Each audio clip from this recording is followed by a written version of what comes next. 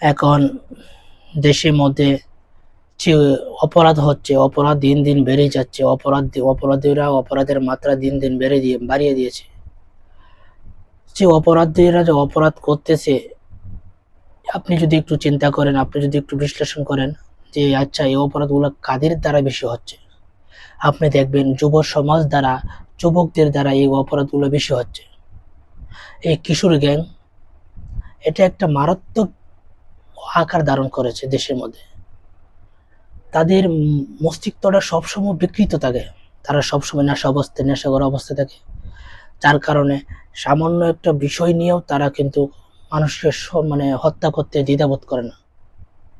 এই যে ঢাকা বিশ্ববিদ্যালয়ের সম্মুখে এত নির্মমভাবে হত্যা করছে, বিষয়টা সামান্য। ওই ছেলে মোটরসাইকেলে যাইতেছে, মোটরসাইকেলে পাশে একটা কিছু মোটরসাইকেল দাঁড়িয়ে ছিল। এরকমই তো যারা বক্তব্য দিয়েছে, যারা প্রত্যক্ষদর্শী ছিলেন, যারা উপস্থিত ছিলেন, ওনাদের বক্তব্যটা তো এরকমই, যে একটা মোটরসাইকেলের সাথে লাগছে, এই নিয়ে একটু কথা কাটাকাটি হয়ে এক ছেলে পায়ের মধ্যে ছুরিয়াঘাত করছে।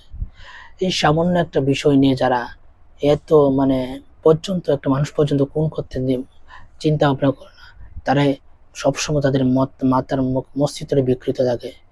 যেমন ওই ছেলেগুলো কিন্তু নেশাখোর অবস্থা থেকে, এই জন্য অপরাধ